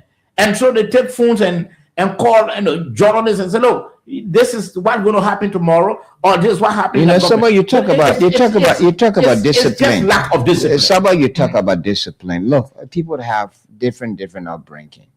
No matter how educated you are, or no matter how much they've been paid, but people have different upbringing. And when people are wrongly, brought up, from childhood days to maturity, there's something, there's certain disciplines instilled in them. And there are other people who are wrongly brought up, and they will not depart from certain behaviors, no matter where you put them. And so there's a possibility of, indisciplined people in the offices of the government that we're talking about, but particularly in the president's office. No matter how much you pay them, no matter how certified they are, but because of their upbringing, the bad upbringing, they run their mouths. They don't keep secret. They run their mouths. And so you'd expect the kind of people to be in all the offices. And you always have Judases in every society, right? Even in every organization, you have Judases, people who are just there. Everything they hear, they go home and they spread it. They go to their drinking tables, they spread it. Oh, my man, this thing happened. The president will be doing this tomorrow. Oh, the other minister will be sacked tomorrow. And those are things that were discussed in the office. They were confidential. They were handled confidentially. And the fact that you've heard it, you're working there as a low-key person, if you heard it, you think it's a good thing you're doing by spreading it. That's lack of discipline. So lack of discipline. That's what we can talk about. Let's end on that. Let's try to transition quickly. You're listening to the Nighttime Heat, rated on Pram FM 105.5. Now, Dave, one major story today was the release of the self-styled Prophet Key. And we played the interview he conducted. He granted the journalist when he came out. But prior to his release, I was talking with one or two persons, and I indicated that Prophet Key will not be a new Prophet Key.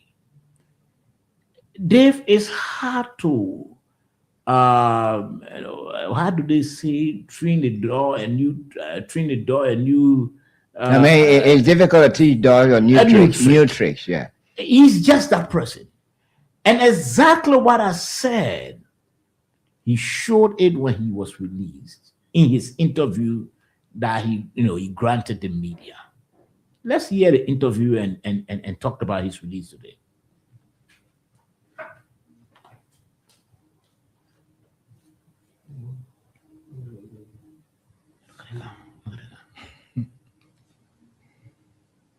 Yeah. You got it? Listening to Nighttime Heat, you're rated on Pram FM 105.5. We stream it live on our Facebook and our YouTube channel. You can go in the chat room and get it that Saturday. But the man got on, he's streaming live. I'm on the air. Let me not.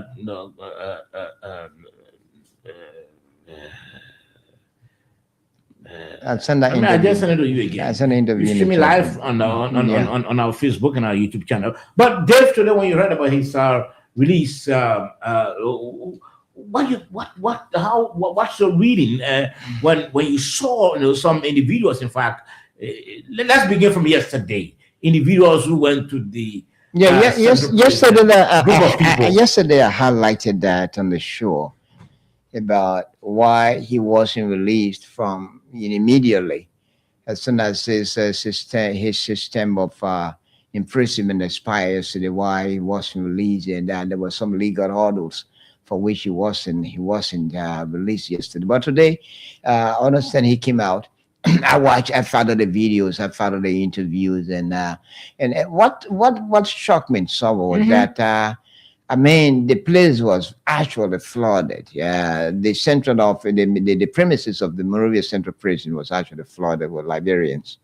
Not women, men who went to greet him. Who in fact jubilated the fact that he had been released from prison. You know, that, that alone also reminded me of the kind of society we have, Saber. You remember there was this song about you came a mine, came a part, I will vote for you, both, no both will vote for you. The country promotes a lot of bad people. I mean, we give a lot of relevance to people who have questionable attitudes, like Prophet Key, a man who was saying or heard making derogatory statements about women and high-profile people in society, was taken to jail on the basis of a contempt of court by the Supreme Court of Liberia, some of the jubilant crowd, among the jubilant crowd, were women who business Prophet Kid even, you know, you know, almost lost his Prophet Kid almost loses his integrity, and there were a lot of things said about him. The fact that his comments about women, his discussion about women, were not healthy, they were not correct, they were not appropriate or civilized. And so a lot of people, lambasted him. And women had lambasted him. In fact, I heard that some women protested as far as his comments are concerned. In fact, remember the conflict he had with even Judy Andy. Now, here's the man, a bad man who was sent to jail. He served his jail term. He was released from prison. Liberians are there at the central prison jubilating the fact that such a man has been released from office. And I mean, so you're giving the man, the audacity to go ahead and do whatever he's been doing, even talking to court. In fact, I heard you saying that he may do more than that. You may, because they said sometimes the monkey doesn't leave behind the black hands. And we're talking about upbringing just now, whether good or bad upbringing, whatever, whatever the upbringing a person gets is difficult. They have to teach an older new tricks, and then that's exactly who Prophet Kid is. Yes, a man, you want to jail, spend 6 months and you release, and people expected that you'll be a changed man. People expected that you will change their, trajectory of your utterances about women and other society, people in society. But now here you are. You're sounding as if that you had a good time in prison. In fact, that your imprisonment didn't change you. You remain who you are. No, it's trouble, man. And so that's the kind of society we have. The video. This is, you talked about it, society, Dave. I sat yesterday and watching the video and seeing group of people who have gathered to welcome Prophet Kid from prison. Dave, I nodded my head. I said, is this Liberia? Yeah, that's the society we have. I'm still thinking, I'm trying to figure out whether is it only in Liberia that these things happen or they happen in other African countries. But I doubt it. That right here, Ghana, it will happen there. I always like to make reference to Ghana because I went there and I saw the way the people behave there. And I like what the people stand for. Dave, to see a group of people going to, including women. I saw a woman who said she's a mother. And she was being interviewed. Mother now, from the religious angle, either a pastor's wife or somebody. And they asked her, what are you doing here? She said she was wearing her white, she donned in her white. And she said, I've come to welcome Prophet Kid.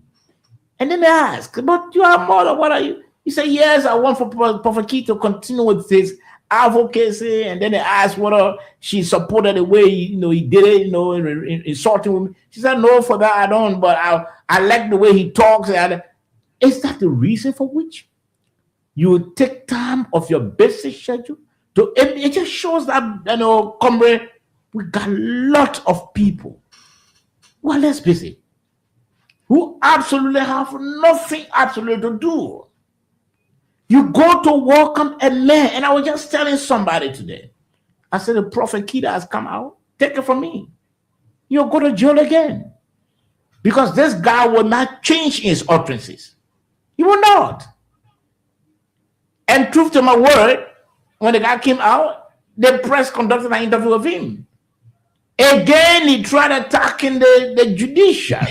Can you imagine that? So that's the kind of The guy said that he believes his rights were violated. He didn't insult, the full bench. He said this, he said that, and so he was taken to prison. That guy will go back to prison. and that could send him back to prison because you still providing justification of your action. Oh, yes. Sending to jail. And Providing justification. So you still providing justification. That means that you have no remorse. I mean, he's supposed to have sounded remorseful No. for what happened, what took him to jail. But instead of being remorseful, he's providing justification, and then there's a possibility that he will go back to jail. Let's listen to him. So Let's because listen he to him. doesn't sound remorseful of his action that took You him should to have jail. done this ever since. But you Yeah. thought was right back. I expected that after having spent 6 months in jail, Mhm. and you're supposed to have sounded remorseful, and that my people, I've become a changed person, and I regret what happened. And I'd like to apologize, even though I'm out of jail. But let me not apologize to them. I'm going to apologize to the Liberian people and, in fact, the Supreme Court of people. But instead of doing that, instead of expressing and being remorseful, you're providing justification. And that is to say that you stand by what you said that took you to jail because you're providing justification, and that's the wrong thing to do. And this is And I hope- my and I've been thinking, sometimes our wives direct us in terms of how, the decisions we make, the actions we take, and how we handle issues. Women that we have, they play a very important role. And that brings to the picture his wife. What sort of wife does he have? Is it a wife that is, it's a guardian for him? Is it a wife that? But again, Dave, sometimes the wives will want to help you, but when you tend to be so dominant, you feel that you're the boss of the house. You're the boss of the house. Yeah. You don't want to listen to them, and so at the end of the day, the poor woman will just shut her mouth and let it go. let it go. And so apparently that could be a reflection in the home of Prophet Key. But I saw him today with the little girl they were calling Dr. Key and his wife Key and all of that together. It's just troubling. Let's try to listen to the tape there. It's troubling. Oh yeah, the council. The council are free. So I went there to see him to tell him thank you. And he told me that the bond I signed, he would give me the copy so I can know how to call myself in line. So Prophet, will you still continue? Will you still continue what you are doing? Liberians are concerned if you continue your behavior. I will continue advocacy.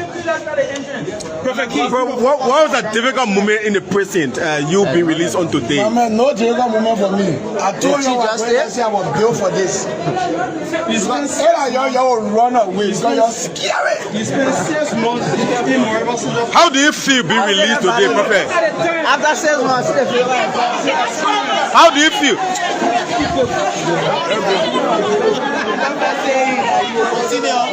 Mama Key, welcome to Spoon TV. You are smiling. Tell us, are you happy? I know you messy during the Valentine because you won't before the Valentine. You messy, right? Yeah, but no freedom, don't have time. Okay. So we see Bebeki here. Bebeki, welcome. So Prophet, how do you feel being released on today, and do you think all of the necessary requirement was met for your release? Yeah, we're met. All necessary requirement were met. Are we seeing a new prophet now or the same old prophet? No, that's a rebrand. Okay, tell us.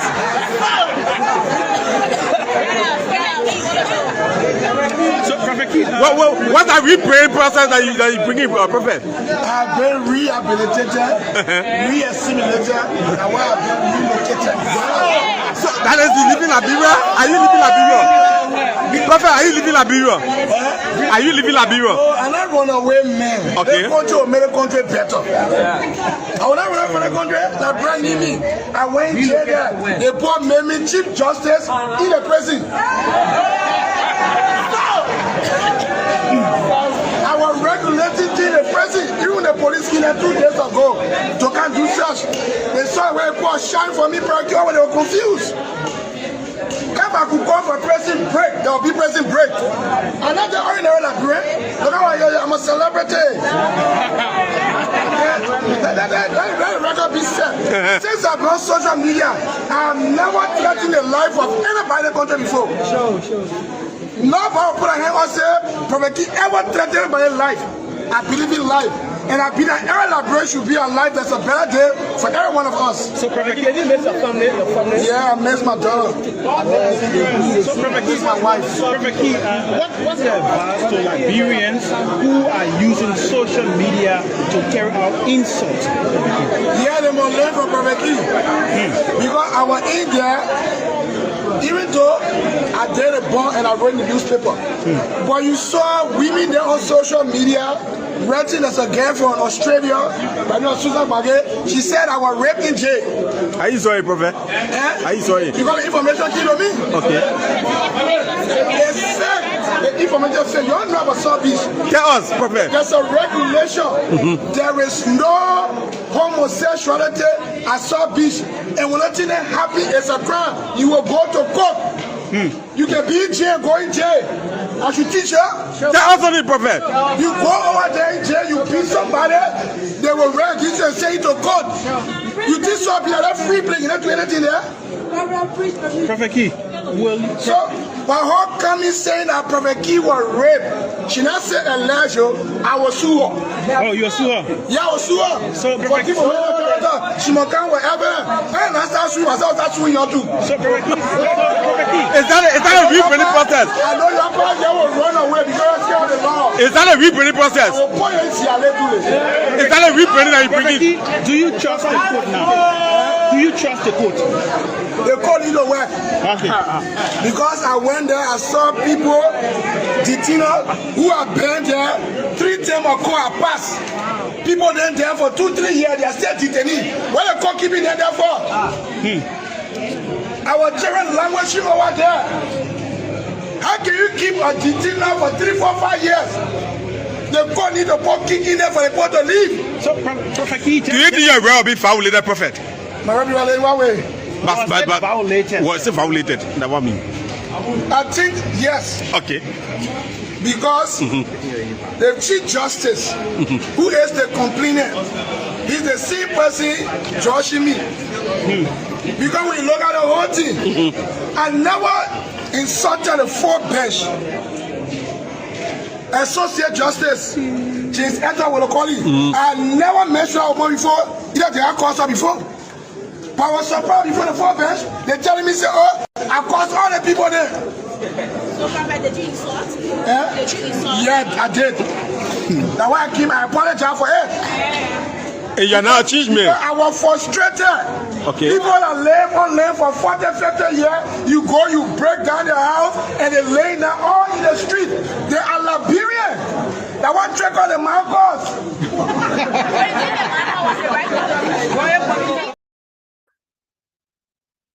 Does he sound remorseful? Well, look, you struck a very important point here, and then let me be honest enough to admit that he struck a very important point about the issue about let me try to recall that. The issue about, the land issue about people spending several years. Of course, when it doesn't matter whether people spend several years on a piece of land.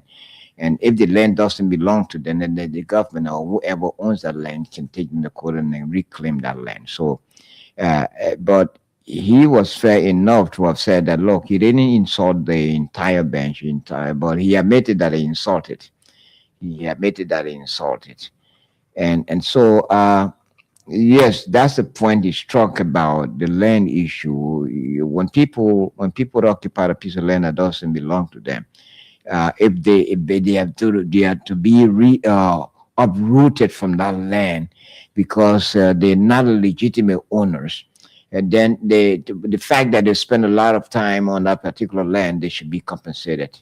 I mean, so that they can relocate themselves or find a new place to live. But going on a piece of land and breaking down homes and letting the people sleep in the streets and be wandering, and be wandering, and because they don't have any place, that's the wrong thing to do. And I think this is where the government needs to work.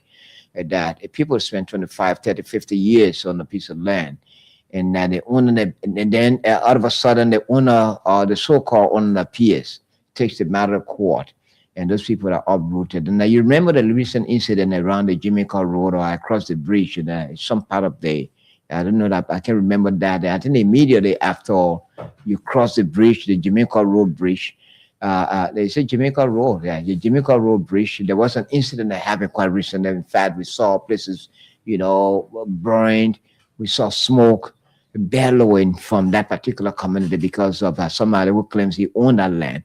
Won the case, and that the court had asked the people to leave, and so there was a protest, a violent protest that made, and so the government needs to change the style of, removing people from lands they've occupied for several years because of one president show up say is their land. Yes, of course, people stay on the land for several years, they don't develop them, they remain still, they remain, places that almost like it's not a city, makeshift structures, and so you spend a lot of time on the land for 30 years, 50 years, instead of you don't improve the infrastructure. So the person who owns it comes around and takes the matter to court, and you won the case and said leave.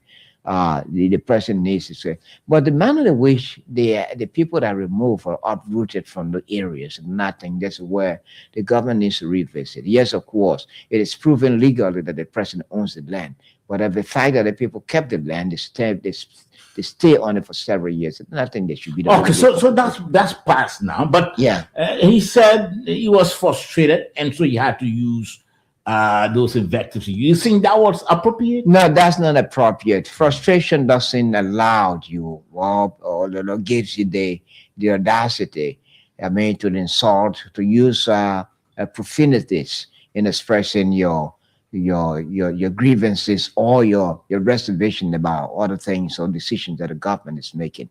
So the first thing is that, look, almost people have their own frustrations. Sometimes individually we feel frustrated about things. Sure. That doesn't mean that we go in and then put the whole country on the fire because we're frustrated. No, that's not a good excuse. That's not a good excuse. He's been insulting because he's not disciplined. That's the point of it. And then, and interestingly, he had his own daughter, a little daughter with him. And then, what sort of father you are, what sort of parent you are, your utterances in society, your actions that you carry on in society. So can your daughter emulate that? If your daughter emulates that, you think you'll be a very, good citizen tomorrow. Okay. Now, Taba, I agree with you, all of what you said. But again, we have to learn in this country to begin rejecting and clamping down on people who do not value society, who do not value motherhood, fatherhood. We need to begin to reject those sort of people. Prophet Key started during the last administration. He was always saying things and abusing former officials at the time. And we didn't abhor him. We accommodated him. We hailed him. We praised him. Today, Prophet Key has grown in his craft. He has gone to a level where all of us now are seeing his excesses. We have to reach a point in this country that we don't give people who don't value decency, that we don't give them any sort of recognition. But again, that labor for all of us. It happened here. When we say you kill my mom, you kill my pa, I'll vote for you. And we brought on ourselves a former rebel leader. again individuals who partook in the broader civil war. We elected them to have. We elected them to have profile. We even That's what I'm appointed saying, them. Dave. We got a problem in this country. We got serious problem. And it's part of our discipline, our love for country, our maturity, our educational level. We heard Prophet Key yesterday. Today, we are now abhorring him. Yes, of We course. hate him while You know, someone why he did I this. agree with you on that. Yesterday, he was celebrated because of the weaknesses of the governor in power at that time. Now, this government is not tolerant of its excesses. The past government, the previous or the immediately past government of Georgia, I mean, did not take any action. It did not tame Prophet Key. And now, and that was one of the weaknesses of the government. People who did wrong, people who were going astray, were not reprimanded, were not reprimanded, or were not tamed as the Joseph Walker government is taming Prophet Key. The fact yesterday he did the same thing, but what action did the government take at that time? But this government is not tolerant of Prophet Key's foolishness or utterances or misguided utterances. And this is what the governor is taking action and sending to jail, even though he doesn't seem a changed man. But to some extent, it taught him some lesson. So Take it from me, Dave. I believe that had the previous government done that, I don't think Prophet Key would have Take it or leave it, Dave. utterances. Prophet Key, there'll be no changes in his utterances. The guy will still be the same Prophet Key. He started again today. I think you listen to him. Yes, I listen to him. Listen to him in the interview. If he was somebody who was remorseful, he wouldn't have gone the far he went by even saying that his rights were violated. But let's open the lines anyway. Time has cut off us. 086 050507. Again, 086 050507 or 0778 460 793 for a few minutes. 0778 460 793. That's the number to call. And you are live on the program tonight. Initially, we started with an interview with Assistant Finance Minister Henry Yankwa, who would tried helping us to understand about the progress and challenges of the AARD that the government is trying to actualize or implement. And also, we spoke about the issue of spies around the president who are sending out sensitive information to individuals. We believe their actions are just undermining of the institution that they are part of. And then we try to conclude on the issue of a Prophet Key. Prophet Key today was released, but after which Prophet Key again started spewing some negative statements, And so we believe that Prophet Key may not, that 6 month prison, imprisonment may not, even change the utterances of Prophet Key. He's still going to be who he is. Let's hear your view on some of the issues that we're talking about today. 086 050507 or 0778 460 793 is your term. 0778 460 793. That's the numbers to call, and you are live on the nighttime heat tonight. Again, 086 050507 or 0778 460 793. 0778 460 793. You call any of those numbers, you're going to be live on the program tonight. And Dave, while we await calls, this caller was just waiting. Let me take this caller quickly. Let's hear from you. Hello, David Tapa. Yeah, good evening, sir. Let's hear from you. I'm calling from Touchtree again. Okay, Mr. Foley, let's hear from you. Commonly known as the Free Tingle. Wow, Free Tingle. Welcome, sir. So you said that Prophet Key started, he was not changed. But don't you know that Prophet Key insulted the past government? And this time around, you have an information minister and deputy information minister insulting. And you also have other government officials insulting. And you said that due to the weaknesses of the past government, they never took action against Prophet Key. That was very, very wrong. And freedom of speech should be clear in Liberia.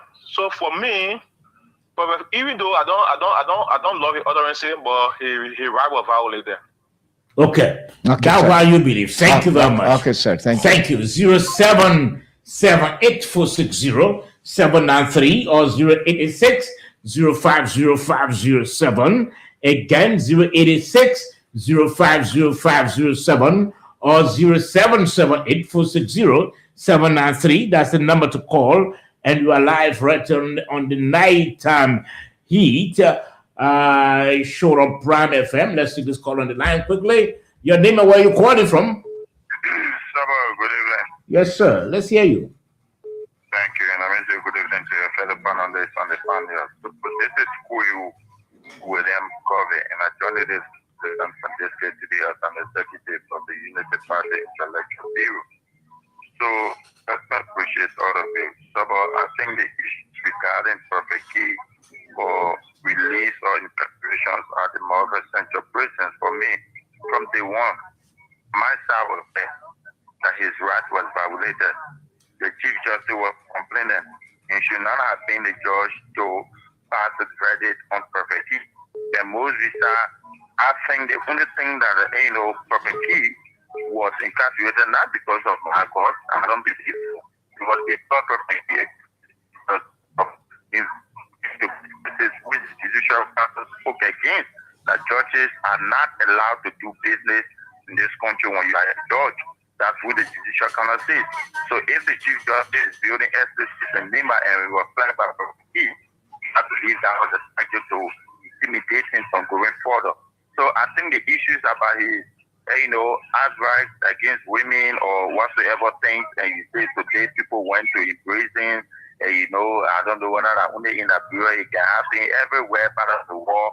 Everyone has their side. Even in Ghana, you go there where you say you went, there are people who have bad. But the people don't do it there, man. The people don't do it there. They think the one can do it. The people don't do it there. Come here. Even if they can do it, our own pass my there. We just hail anybody. Any bad person, we hail them. It's bad. That's why I Yeah. you, but everywhere around the world.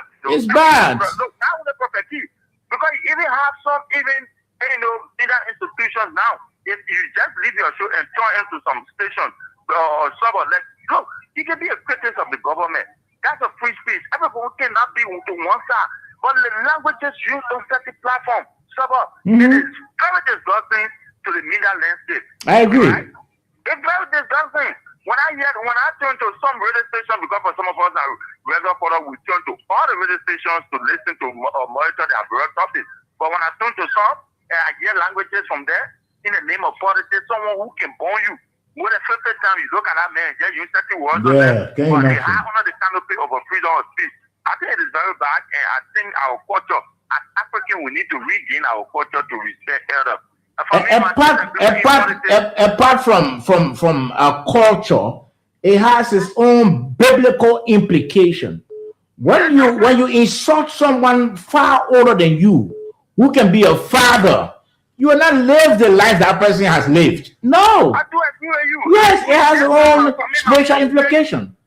Yeah, my politics, I disagree with anybody 100%, but my language will always be profound. Surely.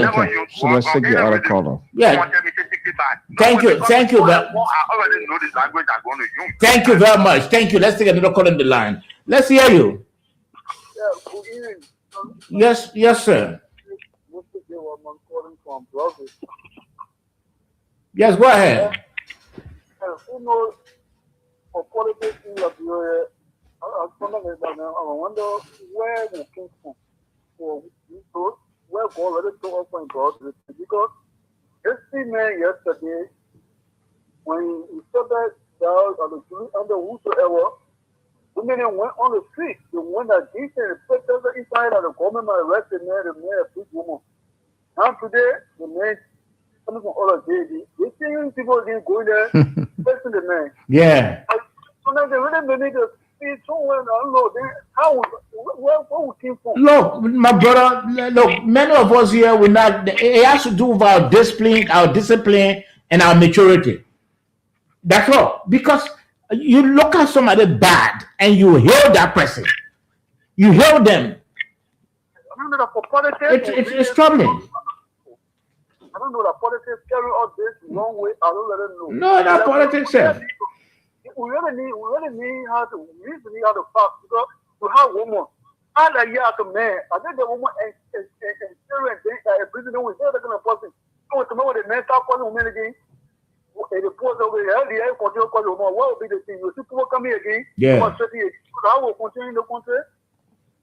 Thank you. And Dave, again, do you know that there are people serving here who go, when they go to the states, they have dinner with Stanton Waterspoon? I know that. Do you know that? I know that. They have dinner with Stanton Waterspoon. Yeah.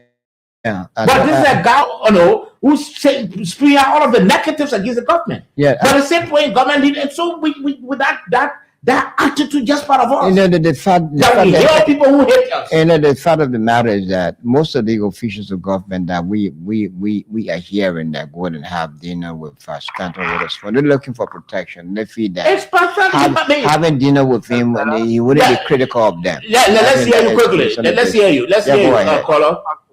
Good evening. Yes, sir. Okay, this is Honey Masale calling from the church of Roseville. Okay, when you come to prophecy is free today, or you have been free, at least thank God you have been free. But you know, somebody was saying, they say freedom of speech, so amen, for God's sake. You know, in a boy, when people say freedom of speech, and they abuse the person in right, there's a freedom of abuse, there's a freedom of cause. Also, you do something for what you say. Yeah. But because they say freedom of street, people can just abuse the law. They say they abuse anybody like they feel like abusing.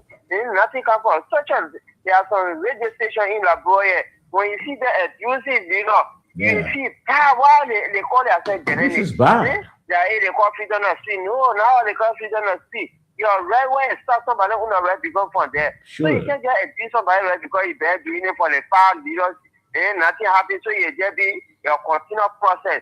So for me, I agree with Professor E. You know, if you're doing it to everybody like that, the question of leader, you are going to come down. Even someone to let you out, I disagree with you, but you will not abuse. You don't abuse leader, you are leader yourself. So when your children doing it to you, you satisfy you know. That is not a freedom of speech. Okay. Thank All you for right. the Thank you.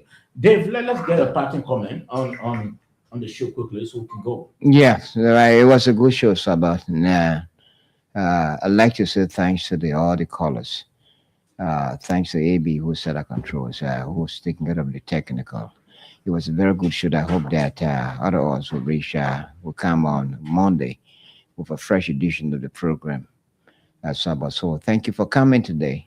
Okay. Not leaving the burden on my shoulder. No, I had to go to clinic yesterday, Tabe. Let me take this last guy quickly. You're trying to call. Let's take this last caller. Let's hear you. Yes, thank you for your program. I'm Levi Bestman. Okay. Calling from Lynn Street. Okay, let's hear you. Yeah, the issue with Brother Key, he had to be disciplined. We are living in a society where we should be civilized. If the Lord discipline him and he cannot be disciplined, then he becomes an outlaw man. Because he was somewhat, he came from jail 6 months. He's supposed to have gone home today, have his rest before even uttering anything. I agree. And tell the president no comment. Talking all kinds that guy will go to jail. That guy will not change. You understand? So you are responsible. You are responsible. So I even gone home. Yeah. To settle himself before even giving any announcement. Yeah. That's true. So let we observe him. Okay. Thank you very much. Thank you for your call. Well, this is just how we have to go home on this edition of the program. Some of our viewers include Vinicius Dinabai, the following. Ophelia S. George, the following. Sekou Fofana, the following. Imaya Bro from the USA, the following. And Nixon Flobo, the following. Abraham V.M., the following. Nathan M. Jabade, the following. Gates, the following. Emmett Hammond, the following. Darling Prince, the following. The rest of you, join us that's on Monday for another interesting edition of the program. Until then, Sabo George is my name. Have a pleasant night.